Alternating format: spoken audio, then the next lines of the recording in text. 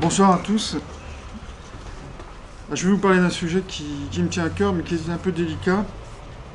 Vu la situation de l'Église aujourd'hui, avec un certain François qui, pour le dire de cette manière, a la forme d'un pape, mais qui est en train de sacrifier la foi catholique, qui accueille l'hérésie, et qui finalement, de cette manière, enseigne l'hérésie au monde. Il faut savoir que François a accueilli la statue de Luther au Vatican, ce qui est quelque chose quand même de tout à fait incroyable, invraisemblable. Vu ce que fait le clergé français aujourd'hui, et pas seulement français, qui est véritablement couché devant le mensonge, qui se tait devant l'envahissement du culte musulman, et qui même l'encourage, vu les tolérances véritablement infâmes des lois iniques qui ont été votées contre nature, vu que beaucoup de Français aussi se sont endormis sur leur laurier et qui tendent à dilapider l'héritage des pères, ces pères qui ont sué sang et eau pour bâtir cet héritage, je crois de mon devoir le plus pressant de dire ce qui nous attend et qui sera pire que ce que nous avons déjà connu. Je crois de mon devoir aussi d'appeler les vrais catholiques à réagir et à s'unir. Ce qui nous attend, je l'ai déjà écrit dans un petit livret qui s'appelle La France debout. Alors c'est pas un cocorico, j'aime pas spécialement ce titre, je le dis pas, c'est pas un titre génial, mais en tout cas ce titre décrit le contenu vraiment de ce livre, c'est-à-dire une France qui est en train de s'affaisser, de tomber, mais une France qui va se relever. C'est le sujet de cet ouvrage. Alors, je commente dans ce livre des événements qui vont arriver, et je commente une révélation privée d'une jeune femme qui s'appelle Agnès Marie, qui a été convertie dans les années 90, et qui depuis 1999 reçoit des messages au sujet de la destruction de l'Église, par le clergé et par les catholiques eux-mêmes, la décomposition de la société française et aussi le retour, c'est ça qui est l'intéressant de cet ouvrage, c'est le retour de la royauté catholique en France de façon, on va dire, je ne veux pas dire imminente, mais peut-être prochaine, on va dire. Alors, pour vous commenter ce livre, alors d'abord un mot, vous en apprendrez un peu plus sur les prophéties. Je sais qu'on est parfois un peu sceptique ou on s'interroge sur les prophéties. Dans cet ouvrage, je dirai un mot, je parle des prophéties et des révélations privées. N'oubliez pas que la prophétie, c'est un grand charisme, c'est un grand don, et je vais simplement ici me contenter de rappeler ce que dit saint Paul dans son épître aux Corinthiens au chapitre 14, aspirez au don spirituel et surtout à celui de la prophétie.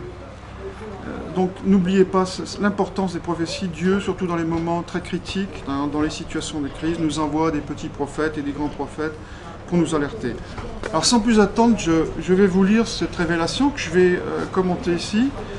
Quelques extraits de cet ouvrage. Le but, c'est de vous donner un aperçu. C'est pas seulement d'acheter le livre, mais c'est de vous donner un aperçu de ce qui semble nous attendre. Et ce qui nous attend, je crois même, c'est pas semble. Le mercredi 12 juin 2006, le Christ s'adresse à Agnès Marie, donc cette âme privilégiée, et lui dit « Fille, la chronologie des événements que tu me redemandes, tu la connais. Tu la vois arriver sous tes yeux. Le choc de deux mondes, la défense du sol et du droit, l'embrasement, le chaos, la lutte armée, la conquête, le triomphe, et pour tout cela, mon secret divin, celui que j'ai formé en mon sein pour cette heure, celui dont le bras ne faiblira pas. » Cette révélation, ce message, je l'ai découpé en 7 parties, que je vais essayer de commenter ici. Première phrase qui me paraît essentielle, mais que je découpe, que je mets en exergue, le choc de deux mondes. De quoi s'agit-il? Est-ce qu'il s'agit d'une guerre de civilisation, d'une guerre des Français contre les étrangers, des chrétiens contre les musulmans, de l'Ouest contre l'Est, la droite contre la gauche. J'ai envie de dire, il y a peut-être un peu de tout ça. Mais le plus profond, ce qui est vraiment le plus profond, c'est qui est le vrai combat, qu'il ne faut pas perdre de vue. C'est la vraie ligne de démarcation. C'est le combat entre ceux qui ont décidé de se débarrasser de Jésus-Christ. Car c'est vraiment ça, en l'intime, ceux qui ont décidé de se débarrasser de Jésus-Christ, et ceux qui font tout ce qu'ils peuvent pour garder cette foi chrétienne, cette foi qui édifie les sociétés, qui leur permet de ne pas s'effondrer. Il faut quand même savoir, il faut voir la situation actuelle. Je dis que le pape a accueilli la statue de Luther au Vatican. Le 31 octobre, il a célébré avec les luthériens, ce qui est incroyable, une véritable apostasie. Le pape aussi encourage les musulmans à rester dans leur religion, ce qui est véritablement, enfin quasiment on peut dire, c'est véritablement manquer de miséricorde. Et à ce sujet d'ailleurs, je vais faire un petit excursus. Je vais vous lire, le pape nous demande de dire aux musulmans de rester dans leur religion. Je vais vous dire ce que dit Jésus-Christ aux musulmans, et ce que dit Jésus-Christ de l'islam, dans une prophétie qui n'est pas très ancienne, et je pense qu'il est vraiment très important de la dire, puisque nous sommes vraiment dans une situation de trahison, disons, de la foi. Voilà ce que dit Jésus-Christ, puis je reviendrai à ma révélation, mais je crois que c'est très important que je puisse la citer maintenant. Du haut de ma gloire, je vois entrer avec empressement dans cette religion coupable, sacrilège, infâme, en un mot semblable à celle de Mahomet, j'y vois entrer des évêques. Je les y vois marcher, la tête levée, le cœur sans aucune réflexion pour moi et pour les autres âmes, qui pleurent dans la désolation. En voyant ces évêques, beaucoup, mon cœur est blessé à mort, et à leur suite, tout le troupeau tout entier, sans hésitation, se précipitait dans la damnation et l'enfer. Mon cœur est blessé à mort, comme au temps de ma passion. Bon, voilà ce que dit le Christ à propos de ce que font aujourd'hui les évêques, car véritablement, cette prophétie, on comprend très bien qu'elle nous est destinée. Je reviens donc après avoir parlé de ça, puisque je vous ai dit qu'il y a une ligne de démarcation et que la vraie ligne de démarcation et le vrai combat est spirituel. Je reviens donc à ce choc des deux mondes. Il est très important de comprendre que la vraie lutte donc, est intérieure. C'est une lutte entre l'orgueil et l'humilité, et qu'il faut tout faire pour véritablement vivre de cette foi chrétienne, vivre dans l'humilité, et ne pas nous laisser tromper, pas même par des apparences de religiosité, parce que beaucoup de gens vivent une religiosité extérieure dans les formes, même chez les tradis, mais au fond, l'humilité n'est pas toujours au rendez-vous. Mais est-ce que, après avoir dit ça, et après vous avoir lu ce texte, est-ce que ça veut dire que toutes les formes... oui, je viens de parler du combat spirituel. Est-ce que ça veut dire que toutes les formes de spiritualité sont bonnes? Bien évidemment non. Notre religion, la religion chrétienne, est une religion incarnée, et donc il faut s'engager très concrètement. Mais vous allez me dire comment s'engager, où s'engager. Alors deux choses qui expliquent ce choc des deux mondes. Sur le plan de l'engagement concret et incarné. Du point de vue ecclésial, vous savez qu'il y a il y a eu une grande crise liturgique, de grands débats, du trouble, et les gens sont un peu perdus. Je crois qu'il faut revenir à la messe traditionnelle. Certes, dans la messe, il y a une certaine latitude, dans l'histoire de l'Église, il y a eu plusieurs liturgies, mais compte tenu de la situation, il faut revenir à la messe traditionnelle, parce que c'est la messe qui nous permet de nous protéger de la protestantisation des catholiques. Monseigneur Lefebvre a eu le grand mérite de se lever à Vatican II et de refuser. Alors, il ne disait pas que la messe de Paul VI était invalide, mais il disait que cette messe, et là il a eu parfaitement raison, que cette messe préparait les catholiques à devenir des protestants, et maintenant c'est à ce à quoi on assiste. Donc il faut aller vers la messe de la tradition. Du point de vue politique, il y a beaucoup de courants et de groupes qui existent. Et ce qui importe aujourd'hui, c'est surtout de nous réunir. Et autour de quoi faut-il se réunir? Il faut se réunir autour de la doctrine du Christ roi, qui est la doctrine politique et sociale de l'Église, qu'il a toujours été. Il faut lire l'encyclique du pape Pie XI sur le Christ roi, et se réunir autour de cette doctrine, et puis aller vers des courants monarchiques, royalistes, mais surtout ne pas se faire d'illusions sur les idées républicaines, même de la droite républicaine, parce que cette République est aux mains de Satan. C'est Marie Martel qui nous dit, la République va tomber, elle est aux mains de Satan. Voilà pour cette première phrase, le choc de tout le monde. Ce qu'il faut bien retenir, c'est qu'il y a une dimension spirituelle qui n'est pas visible, qui traverse les camps, et une dimension incarnée qu'il faut essayer de discerner. Et ce discernement, je vous l'ai dit, il faut avoir à l'esprit l'idée de la tradition, de la messe traditionnelle, et l'engagement dans les courants monarchiques qui ont la bonne doctrine, qui est la doctrine du Christ roi. Deuxième parole de notre Seigneur, la défense du sol et du droit.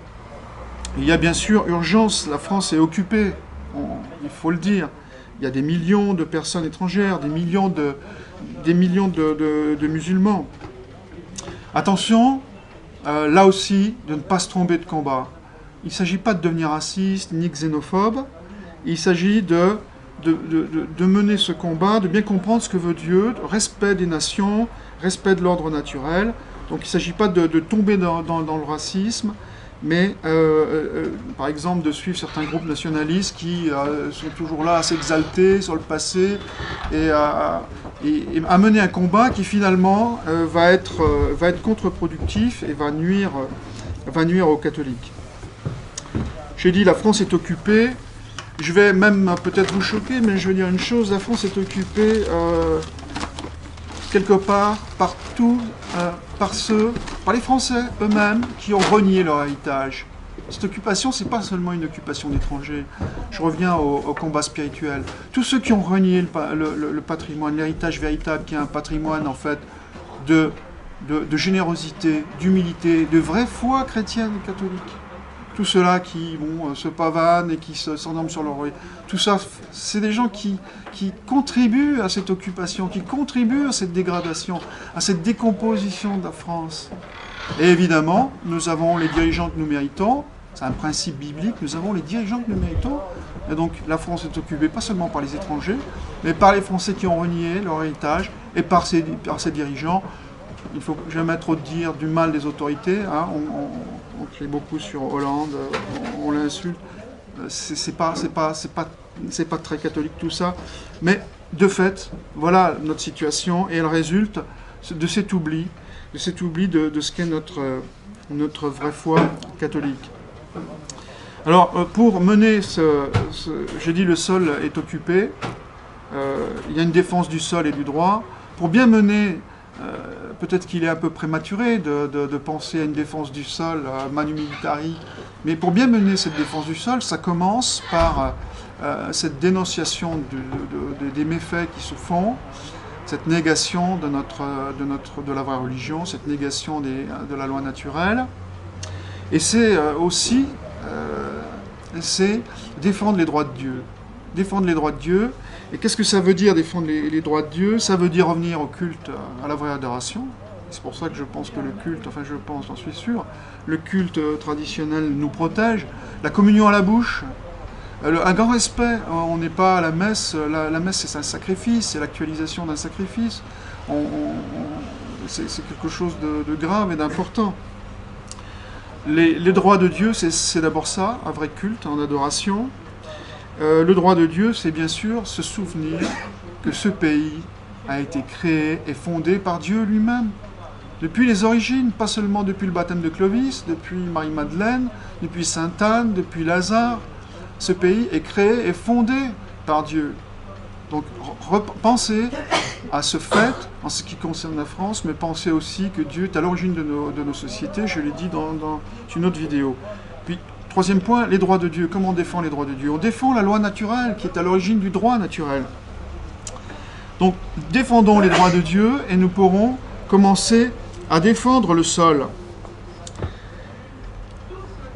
Alors voilà, du point de vue ecclésial et du point de vue politique, je l'ai dit. Alors, troisième parole, l'embrasement, le chaos.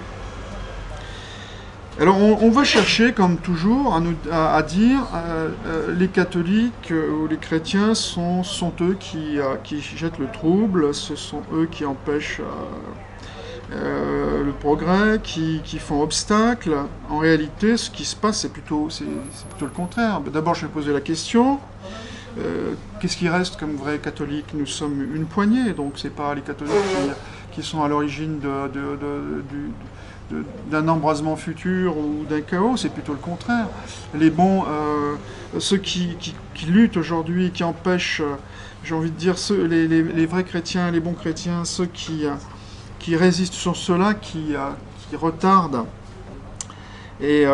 cet embrasement et ce chaos. Mais ce qui est certain, c'est que pratiquement, nous n'allons pas pouvoir éviter, parce que la masse des péchés chez les chrétiens et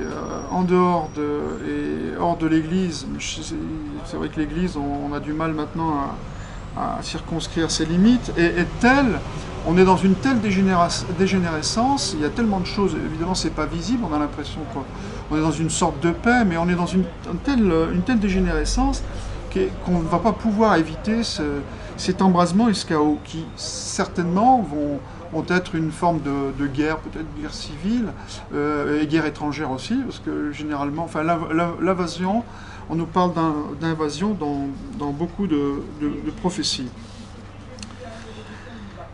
Donc, embrasement et chaos, que pouvons-nous faire face à cela? Je crois qu'il faut surtout penser à cette lutte spirituelle, et notre arme principale, à nous catholiques, nous le savons, c'est le rosaire et le chapelet, dire le chapelet et prier. Et puis, je vais maintenant en parler aussi, nous organiser. Quatrième parole de cette révélation, la lutte armée, la conquête. Alors vous allez me dire, lutte armée, conquête, qu'est-ce que ça veut dire? Entre qui et qui? Puisque nous ne représentons rien. Alors justement, il y a une guerre qui n'est pas la nôtre. Il y a une guerre qui s'avance, mais qui n'est pas vraiment la nôtre. C'est une guerre...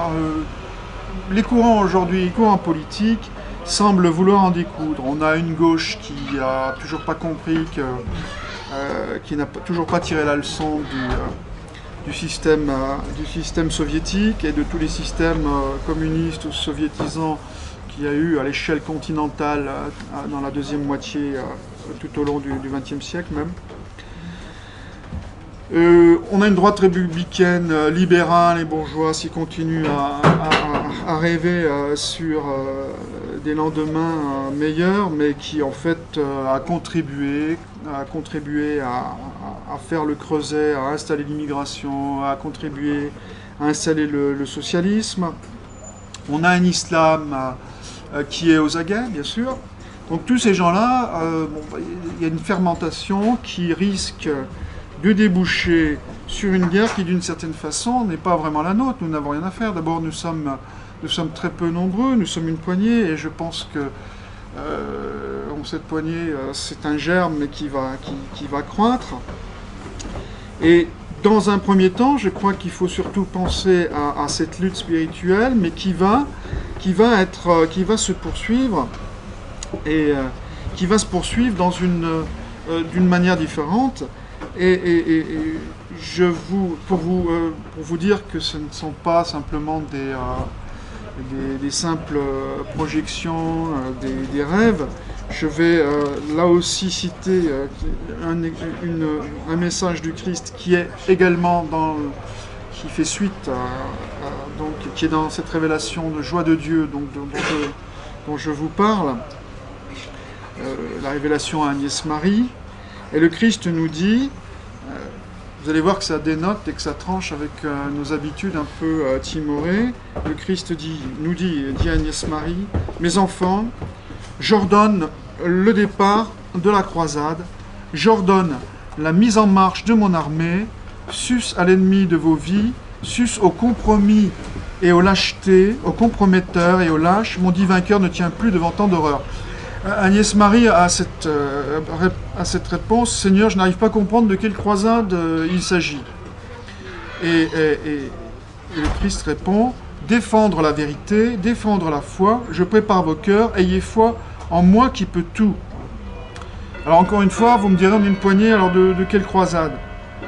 Et là encore, il faut penser que rien n'est impossible à Dieu, que cette prière spirituelle et que cette catalyse va s'opérer, et c'est ce qui nous est demandé.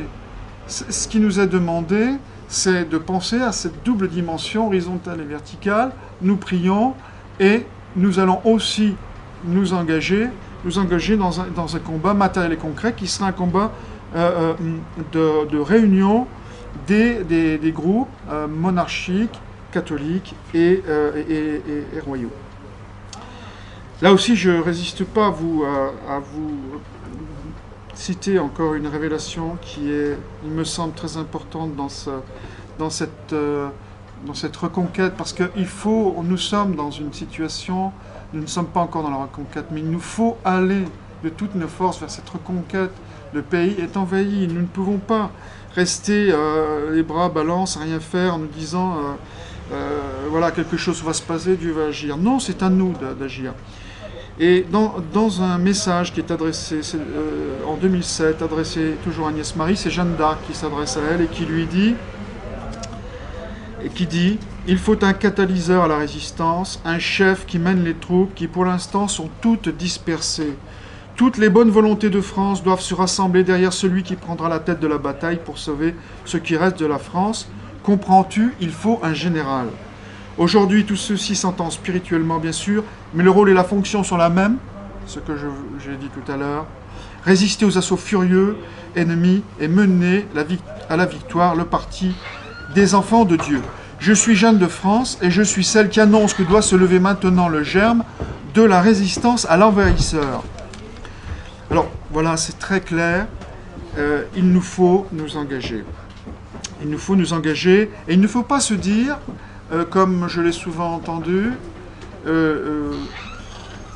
d'abord le roi, et puis ensuite nous suivrons. C'est une attitude passéiste qui souvent couvre une certaine complaisance à ce système. Non, il faut nous engager, et Dieu nous donnera le lieutenant qu'il veut. Il faut nous engager parce que nous avons de toute façon, quoi qu'il en soit, nous avons l'obligation de réagir à cette situation. La loi naturelle, le droit naturel est bafoué dans ce pays.